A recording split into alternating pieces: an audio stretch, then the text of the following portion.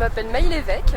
Je viens à l'hôtel de région du Rhône-Alpes, si je ne me trompe pas, pour la remise des médailles régionales du meilleur apprenti de France. En maroquinerie, en travail du cuir, option maroquinerie plus précisément.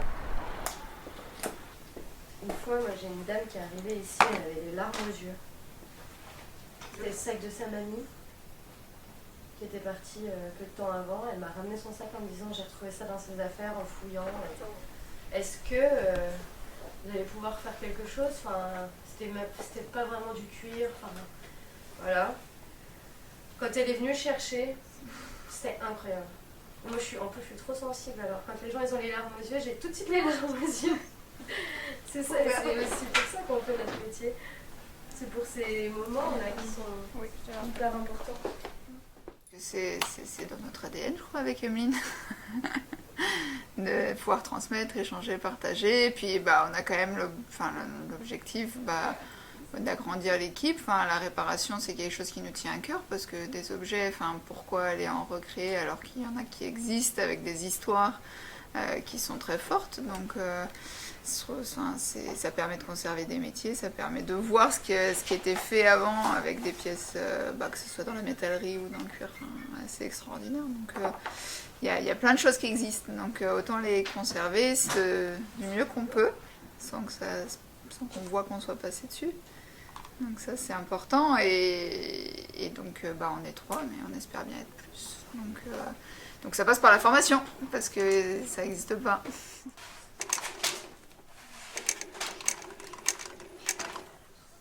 Ça a permis de voir des points qu'on n'aurait peut-être pas abordés avant, en fait. On n'aurait peut-être pas abordé la première année, les chafes à relief, la poignée, toutes ces parties-là qui ont fait que petit à petit, on t'a accompagné dans ton perfectionnement sur certains détails. Et appris en fait. Oui, c'est ça. On m'aurait pas enseigné, que ça soit à l'école ou. Ça serait arrivé, mais plus tard. Oui, ça serait arrivé plus tard. Ça a accéléré quand même.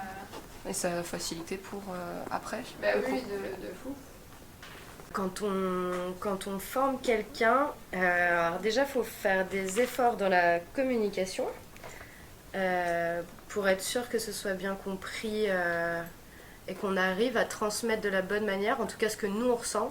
Le travail du cuir, c'est beaucoup de ressenti, que ce soit manuel ou émotionnel. Donc du coup, pour le transmettre, il faut faire des efforts et faire en sorte que ce soit bien intégré aussi par la personne. Mais c'est hyper chouette quand on se retrouve face à quelqu'un qui a l'air de partager cette passion, parce que c'est un métier passion et je pense que c'est un peu le reflet de notre enseignement, donc c'est plutôt chouette.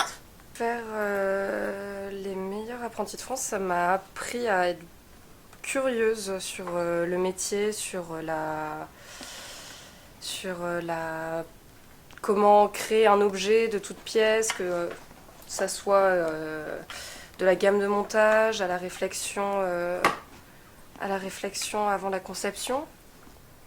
Et oui, ça m'a amené beaucoup de curiosité en fait. Nous, d'un point de vue extérieur, quand May s'est lancée dans le meuf, on a tout de suite vu. On n'a pas osé pour rien. Ouais, on a vu le potentiel, on a vu les qualités, on a vu l'envie, on a vu la motivation, la persévérance. On était hyper contente de l'accompagner là-dedans. Ça nous a permis aussi de découvrir justement si c'est facile chez moi. Ouais, on a énormément découvert et on trouve que au sein même de l'atelier, notamment par rapport à la confiance, au moment où elle a attaqué le MAF, elle s'est vraiment révélée. Ça t'a appris énormément de choses. Et ça a mis en évidence plein de qualités qu'on ne soupçonnait pas du tout. On les soupçonnait, mais ça les a confirmées en fait. On a soupçonné ces qualités-là, puisque quand Virginie a parlé de l'inscrire, elle lui a proposé, etc., elle m'en avait parlé avant, j'ai tout de suite été d'accord, et je trouvais ça vraiment une bonne idée. Et je me suis dit, ça va forcément matcher, mais je ne m'attendais pas à autant. J'ai été surprise. Non, mais j'ai été surprise, ça a été vraiment la détermination, elle était incroyable. Je pense que c'est une des plus grosses qualités pour réussir dans un métier manuel. Sur ce sac, les difficultés que j'ai eues et toute la bande allemande en fait, qui relie le sac à la bande de la fermeture à glissière, qui ne prenait pas bien la forme. C'est un sac qui a besoin d'être rigide. Donc si le cuir est trop souple, il ne va pas bien prendre de forme, sa forme. Donc j'avais décidé de renforcer la partie de la bande allemande, mais ça m'a fait des petites vagues. Pour être meilleure apprentie de France, j'ai dû donner beaucoup de mon temps, savoir gérer mon temps, que ça soit après du coup le travail en alternance, où je restais du temps en plus à l'atelier pour pouvoir travailler, et aussi quand j'étais à l'école, où ma professeure était très, très gentille avec moi, et elle acceptait que quand je finissais les exercices qui m'étaient demandés, je pouvais me mettre sur le sujet, sur le projet du coup MAF. Donc c'était quand même... j'ai fait ça pendant quelques mois, et c'était des mois assez intensifs, où j'ai dû donner vraiment beaucoup d'énergie et beaucoup persévérer aussi. Beaucoup de persévérance, et quand on est bien accompagné, bien entouré, ça se passe bien, et l'effort vaut le coup.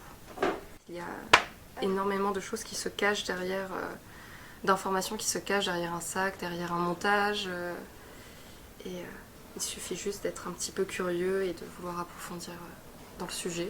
Ce que le MAF m'a apporté professionnellement déjà, c'est beaucoup de confiance en moi. Je sais de quoi je suis capable, je sais sur quoi je dois retravailler, sur quoi je dois progresser.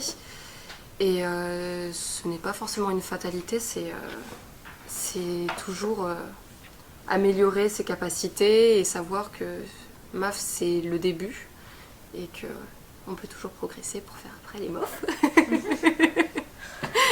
Toujours plus loin. Céleri général, Daniel Terrel, serrurerie métallique, Alexandre Bassilien, construction d'ensemble de choses.